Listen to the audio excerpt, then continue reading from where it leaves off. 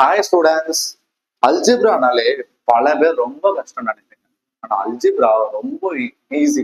ஒரு பெரிய விஷயத்துல இருக்கக்கூடிய சம்ஸ்ல அதோட ஃபைண்ட் த வேல்யூ கேட்குறது. ஒரு எக்ஸோட வேல்யூ, ஒய்யோட வேல்யூ, ஒரு பெரிய பெரிய விஷயம் குவாட்ராட்டிக் ஈக்குவேஷன் சொல்லுவாங்க. பட் எல்லாமே பெருசா எக்ஸ்பிளைன் பண்ணி கண்டுபிடிக்கலாம். அதுக்கு சின்ன சின்ன ஃபார்முலாஸ் போட்டு கண்டுபிடிக்கக்கூடிய விஷயத்த அல்ஜிப்ரிக்ல பேசுவோம். சரி வாங்க, நம்ம 10th ஸ்டாண்டர்ட்ல இருக்கக்கூடிய ஃபர்ஸ்ட் எக்ஸாம்பிள பார்ப்போம். எக்ஸாம்பிள் 3.1. ஃபர்ஸ்ட் கொஸ்டின் என்ன சொல்றாங்கன்னு பார்ப்போமா? எக்ஸாம்பிள் 3.1ல the father age is 6 times his son's age. 6 years hence the age of father will be 4 times his son's age. Find the present age in years of the son and father. கண்டுபிடிக்க சொல்லிருக்காங்க.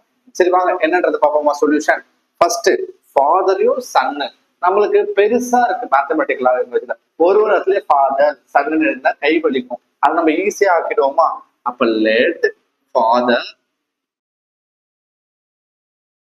B X, அதாவது ஃபாதரோட பேர் வந்து எக்ஸ்ன்னு எடுத்துக்கிறோம். Second let son be y, சன்னோட பேர் வந்து ஒய்ன்னு எடுத்துக்கிறோமா? ஃபர்ஸ்ட் கொஸ்டின் என்ன சொல்லியிருக்காங்கன்னு பார்ப்போம். The father age is 6 times his son's age. அதாவது ஃபாதர் ஏஜ் வந்து 6 மடங்கு சன்ஸ் ஏஜ்ல இருக்கு. அப்பாவுடைய வயசோட பையனோட வயசு 6 மடங்கு இருக்குன்னு சொல்லியிருக்காங்க. ஒரு ஈக்குவேஷன் ஃப்ரேம் ஆயிடுச்சு. அது நம்ம எப்படி போடுவோம்? ஈக்குவேஷன் நம்பர் 1 போடுவோமா? Second 6 years hence the age of father will be 4 times his age. ஒரு 6 வருஷம் கழிச்சு, அதாவது ஒரு 6 வருஷம் அப்பனா பிளஸ் 6 வருஷம் அது பிளஸ் ஒரு 6 வருஷம் கழிச்சு என்ன சொல்லியிருக்காங்க? 6 years hence the age of father will be 4 times his son's age. 6 வருஷம் கழிச்சு ஒரு 4 மடங்கு சன்னோட ஏஜ் வந்து டிஃபரண்ட் ஆகுது.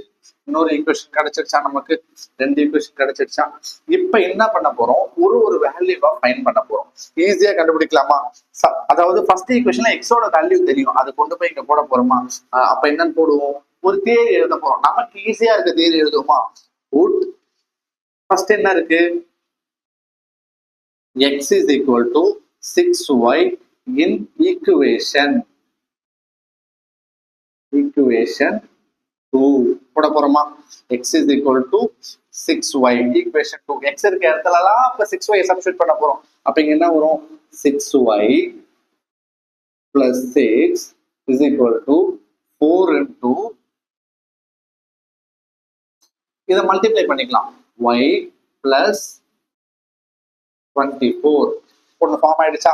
இப்ப நம்ம ஒய்யோட வேல்யூ கண்டுபிடிச்சிடலாமா? அப்போ ஒரே இதுவா இருக்கிறது இந்த பக்கம் கொண்டு வந்துடலாம். ஒய் இந்த பக்கம் கொண்டு வரலாம், நம்பர் இந்த பக்கம் கொண்டு போயிடலாம். 6y minus 4y is equal to 24 minus 6. இப்படி வருங்களா? இது அந்த பக்கம் போச்சுன்னா மைனஸ் வரும், இது இந்த பக்கம் வந்ததுனால மைனஸ் வரும். அப்ப இங்க என்ன வரும்? 6y minus 4y னா 2y is equal to 24 minus 6 என்ன வருது? 18 வருதா? Therefore y is equal to 18 divided by 2. இதை நம்ம கேன்சல் பண்ணி ஆன்சர் எழுதுவோமா? 18 divided by 2 என்ன வரும்? இது 1 டைம், இது 9 டைம்ல வருமா? Therefore y is equal to 9. y-யோட value நமக்கு கண்டுபிடிச்சாச்சு. இப்ப இந்த y-யோடைய வேல்யூவை கொண்டு போய் ஏதாச்சும் ஒரு ஈக்குவேஷன்ல போட்டு x-ஓட வேல்யூவை கண்டுபிடிக்கலாம். எந்த ஈக்குவேஷன் நமக்கு ஈஸியா இருக்கு? எதுல போட்டாலும் ஆன்சர் வருங்க. பட் ஈஸியான இருக்க ஈக்குவேஷன் போட்டா நமக்கு டைம் சேவ் பண்ணலாம். எக்ஸாம்ல ரொம்ப ஈஸியா யூஸ் பண்ணிக்கலாம். அப்ப என்ன பண்ண போறோம்? Put y is equal to 9 in equation 1. அப்போமா அப்ப என்ன இருக்கு? x is equal to 6 into y-யோட value என்ன? 9. Therefore x is equal to 9. 6 9s are எவ்வளவு வருது? 54. ஓகேவா? கிடைச்சிருச்சா? இப்ப நம்மளுக்கு எக்ஸோட வேல்யூவும் கிடைச்சிருச்சு, ஒய்யோட வேல்யூ ரெண்டுமே நமக்கு கிடைச்சிருச்சு. எக்ஸ்னா என்ன? அப்பாவா எடுத்திருக்கோம். அப்ப ஃபாதரோட ஏஜ் தானே எக்ஸ். Father age is 54. ஒய்னா என்ன? சன்னா தானே எடுத்திருக்கோம். Sun age is 9. அவ்வளவுதாங்க, ஆன்சர் கண்டுபிடிச்சாச்சு. ரொம்ப ஈஸியா புரிஞ்சிருக்கும். இதுக்கப்புறம் சிம்பிளிஃபிகேஷன் சம்ஸ் எல்லாமே பார்க்கலாம். தேங்க்யூ.